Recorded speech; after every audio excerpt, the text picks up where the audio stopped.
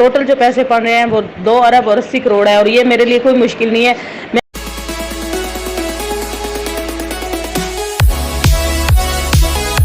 السلام علیکم S R G family, بہت بے صبرے ہو رہے ہیں اناؤنسمنٹ کے لیے۔ دیکھیں، ایک پروسیجر تھا، ایک طریقہ کار تھا کہ اس طرح ہم میٹنگ کریں گے، اس طرح کریں گے۔ اب میں اپنے منہ سے آپ کو اناؤنسمنٹ کروں کہ یہ ہماری بات ہوئی ہے، یہ ہوا ہے، تو چند باتیں میں آپ کو بتا دیتی ہوں، لیکن جو پرپوزل ہم نے پیش کیے ہیں، جن پہ سیف الرحمان صاحب ایگری ہوئے ہیں، ان کے بارے میں باقاعدہ قمر زیدی صاحب اور جاوید خان صاحب بتائیں گے۔ ہماری سیف الرحمان سے جو باتیں ہوئی ہیں ان میں میں نے یہ بھی بات کی ہے کہ سیف صاحب، آپ جب نیب میں تھے، جب آپ ہائی کورٹ میں تھے، جیل میں تھے، تو آپ نے نیب کے اندر ہائی کورٹ میں کھڑے ہو کے کہا تھا کہ مجھے ابھی ریلیف ملے، ابھی مجھے بیل ملے تو میں ودن 7 days لوگوں کو اکاموڈیٹ کروں گا۔ اس کے بارے میں آپ کا کیا خیال ہے؟ تو انہوں نے کہا تھا جی بالکل میں نے ایسا بیان دیا تھا، اور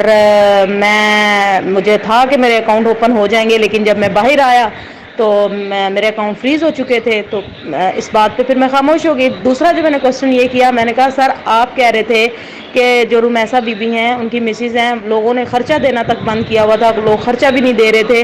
تو آپ ماشاءاللہ سے اتنی لگژری لائف گزار رہے ہیں، ابھی میریٹ ہوٹل میں آپ رہ رہے ہیں، جس کا 1 day کا ہی ایکسپینسز جو ہے وہ تقریباً 1 لاکھ کے قریب ہے، تو کیسے آپ پورا کر رہے ہیں؟ آپ خرچہ کہاں سے آ رہا ہے؟ تو اس پہ انہوں نے کہا جی مجھے کرائے کا گھر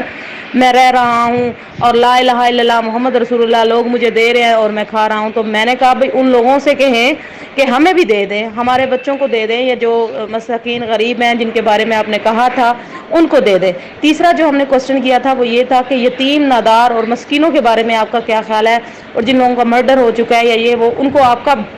اکاموڈیٹ کریں گے؟ جس پہ انہوں نے کہا تھا جی میرے اکاؤنٹ آج اوپن ہو جائے تو میں آج ان لوگوں کو دوں گا۔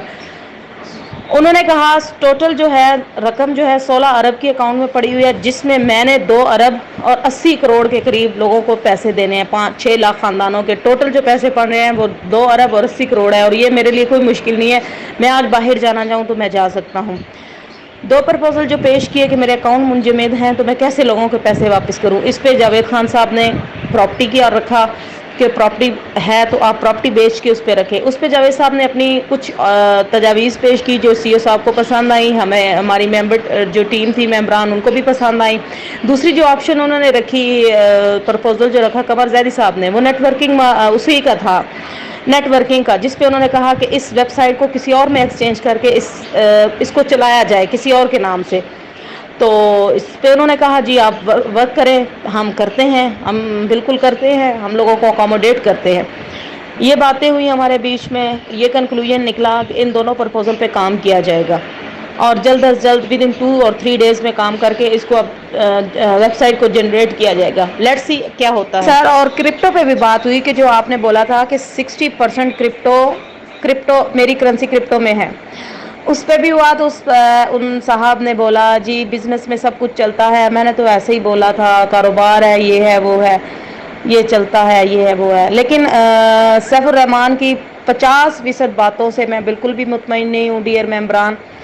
اور جو 2 پرپوزل رکھے گئے ہیں ان کو اگر 3 دن کے اندر اندر اس پرپوزل پہ وہ غور نہیں کرتے، ہم تو انشاءاللہ تعالیٰ 24 گھنٹوں کے اندر اس کا کام کمپلیٹ کر لیں گے ان پرپوزل کے اوپر،